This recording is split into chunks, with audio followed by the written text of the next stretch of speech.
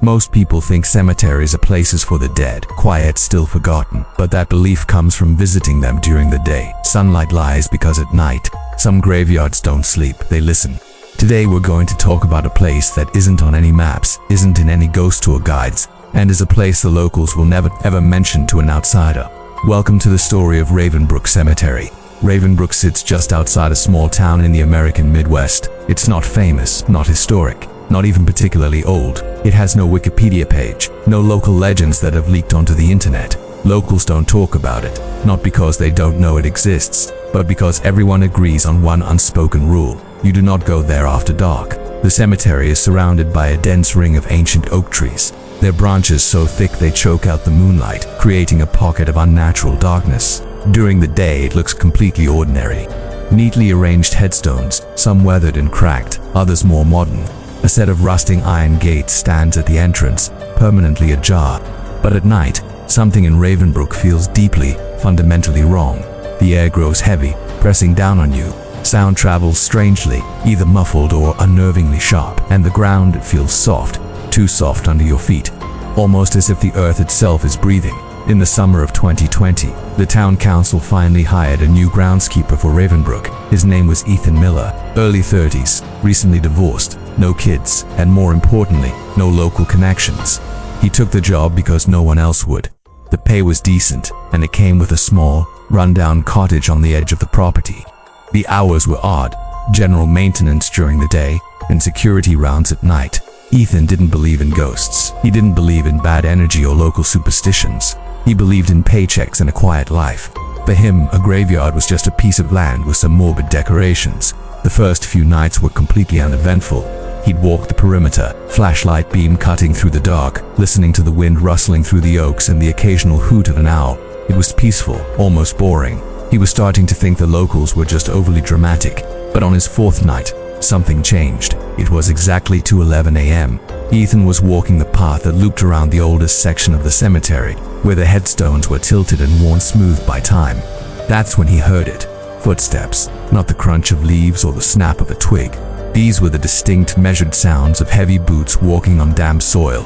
Thud, thud, thud. He froze, straining his ears. The sound was coming from deeper inside the cemetery, somewhere between the oldest, most dilapidated graves. "Hello," he called out, his voice sounding small in the vast quiet.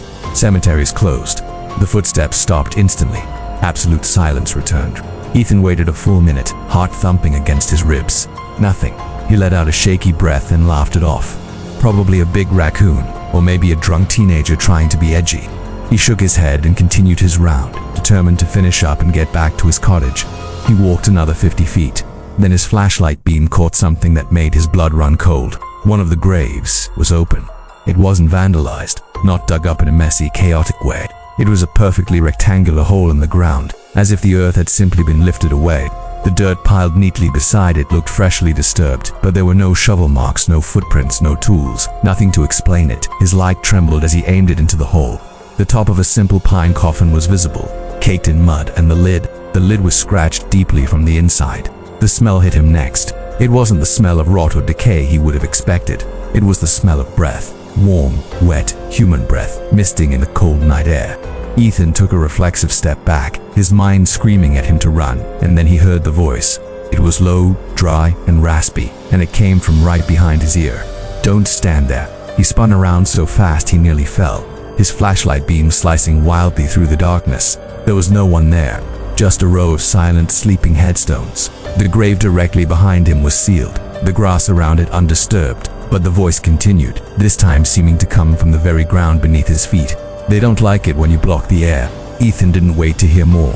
He sprinted, stumbling through the darkness, not daring to look back. He didn't stop until he slammed and bolted the door of his cottage. He spent the rest of the night huddled in a corner, listening to the silence, which now felt more threatening than any sound. The next morning, driven by a sliver of disbelief, he went back. The open grave was gone. The earth was flat, the grass undisturbed, as if nothing had ever happened. He told himself he'd had a waking nightmare, a stress-induced hallucination. He had to believe that. The alternative was unthinkable. He managed to get through the day, the bright sunlight chasing away the worst of his fears.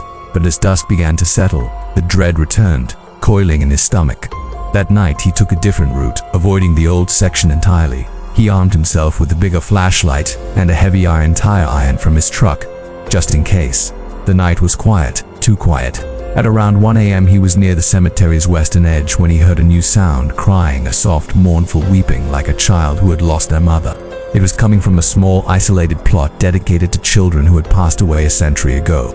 Against his better judgment, he moved towards the sound. The crying grew louder, more desperate.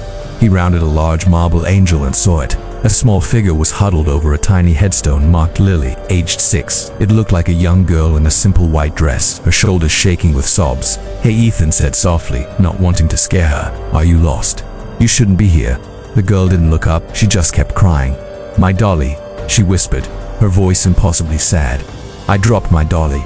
Ethan's flashlight found a small porcelain doll lying in the dirt-filled opening of the grave. The grave was open, just like the one from the night before. His stomach lurched. "Okay," he said, trying to keep his voice steady. "I'll get it for you. Just stay right there." He took a step forward. "No," the girl said, her voice suddenly changing. It was no longer the voice of a child. It was deeper, colder. She slowly raised her head, and in the beam of his flashlight, Ethan saw her face. It was pale and gaunt, but her eyes were just empty, black sockets. "He's sleeping," she hissed, a cruel smile spreading across her face. "You'll wake him." Suddenly, a hand shot out of the grave and grabbed his ankle. It was cold, impossibly strong, and covered in dirt. Ethan screamed, falling backward and kicking wildly. The girl laughed, a horrible grating sound that echoed through the cemetery. He scrambled away, crab-walking backward through the mud, his flashlight illuminating the pale, grasping hand, and the little girl with no eyes who was still laughing. He ran again. This time, he didn't go back to the cottage. He got in his truck and drove, not stopping until the sun came up and he was 100 miles away. He never went back. He left all his belongings, forfeited his pay. The town just listed the groundskeeper position as open again. The locals never found out what happened to Ethan Miller. To them, he was just another outsider who couldn't handle the job. They don't need to know the details, they already know the rule. Ravenbrook Cemetery is a place for the dead to rest during the day, but at night, it's a place for them to wake up, and they don't like being disturbed. Most people think a home is a place of safety, a place where the walls protect you and the windows keep the outside out. Logan never believed in ghosts, not really. He believed in logic, in facts, in things he could touch. When he moved into the old Victorian house on Willow Lane, he thought it was perfect. Cheap, quiet, and secluded. Just what he wanted. The first few nights were normal. The creaks of old wood, the wind against the shutters. Nothing Logan couldn't explain. But then it began. A soft tapping, late at night. Not on the walls, not on the floor. On the windows. Always at the same time. Just past midnight. Logan checked outside, no branches, no animals, nothing. At first he told himself it was the wind. Old houses groan, windows rattle, but the tapping persisted, growing louder each night. Then, he noticed something stranger. Objects would move, small things. A book shifted on the shelf, facing the wrong direction. A cup on the kitchen counter slid a few inches, as if nudged. Logan blamed sleepwalking. Until the night he stayed awake. He sat in the living room, the clock ticking slowly toward 1:03 a.m., and then he saw it, a shadow. Standing at the edge of the staircase, tall, thin, its face hidden in darkness. Its presence filled the room, cold and oppressive. Logan froze. His breath caught in his throat. "Who's there?" he whispered. No answer. Only the creaking of the stairs, as if someone or something had moved down them. The shadow remained, watching. From that night on, the disturbances intensified. Doors slammed shut on their own. Lights flickered without explanation. Logan began recording audio and video at night, hoping to catch something tangible, and he did. At 2:17 a.m. one night, the camera captured it, a figure transparent, almost shimmering, standing at the foot of his bed, its head tilted, observing. Logan slept through it. The audio recorded a whisper, unintelligible but undeniably human. He played the footage over and over, but no sound came from the speakers. It wasn't until he amplified the recording that he heard it clearly. "Leave while you can." Logan laughed nervously. "It's a prank, a hallucination. Something in my head," he told himself. But the house seemed to know. That night, the whispers grew louder, not from the recording, but from inside the walls. They followed him from room to room. He tried leaving lights on, playing music, anything to drown them out. Nothing worked. One evening, Logan discovered the journal, hidden in the attic, dusty and brittle. Old handwriting detailed the previous owner's experiences, terrible nights, a presence that watched, that followed, that waited. The journal warned of a spirit bound to the house, angry, restless, and clever. By then, Logan couldn't sleep. Every shadow seemed alive. Every floorboard groan echoed a presence. He even began seeing faces in reflective surfaces, mirrors, windows, the black screen of his TV when it was turned off. They stared, smiled, mocked, and then came the scratches. Not on the walls, not on the floors. On him, small red shallow scratches on his arms and hands. After nights he woke up drenched in sweat. With no memory of leaving his bed, Logan tried inviting people over, hoping another set of eyes would disprove the haunting.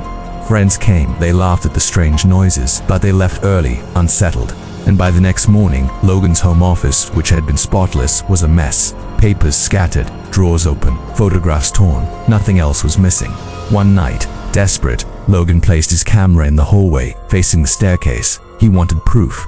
He wanted logic. The recording showed nothing at first. Then, at 3:01 a.m., the figure appeared. At first, barely visible, like smoke, then more solid. It walked toward the camera, stopped, lifted a finger, pressed it to its lips, and whispered forever. Logan played the footage over and over. His skin crawled, his stomach churned. The next morning he tried leaving. He packed bags, called friends, but the front door wouldn't budge, locked, the windows wouldn't open. Even the garage door refused. That's when he realized the house didn't want him to leave. It wasn't a spirit haunting him, it was the house itself, alive, watching, deciding. Days blurred into nights. Logan grew thin, pale, his eyes wide with exhaustion. He attempted to break the windows, but remained intact. No matter how hard he struck them, he screamed. No one heard him. He shouted into the phone, recording everything. Later, the videos showed something impossible, screens recording themselves, the playback showing Logan asleep, hands tied, but in real life he had never touched them. By the seventh night, Logan stopped sleeping. He paced endlessly, trying to outsmart the house, but every path, every door, every staircase led him back to the center of the living room, always there. The figure appeared at random intervals, never speaking, only staring, smiling, waiting. He tried burning the journal, but even the flames refused it. The pages turned to ash, then reformed, perfectly intact. And then Logan saw it clearly. Not the figure, the house. Walls shifted subtly when he wasn't looking. Hallways extended impossibly long. Ceilings lowered. Shadows moved independently of any light source. The house was breathing, living, calculating. One night he recorded a final video, his camera placed on the ceiling, facing downward. As he slept, the floorboards creaked. The figure emerged. Then the walls themselves seemed to lean closer. Logan awoke, staring at the camera. He realized the recordings were pointless. The house didn't need witnesses, it needed compliance. The video ended with Logan standing perfectly still, staring into the lens, whispering something under his breath. When his friends later came by, they found the house empty. No Logan, the windows intact, the door locked. Only the camera remained, recording. And if you walk past Willow Lane today, past that Victorian house, on a quiet night, you might hear a soft whisper, barely audible over the wind, "Stay forever." And sometimes, just sometimes, lights flicker inside. And if you look through a window, you might see him, not Logan the figure, smiling, waiting, watching.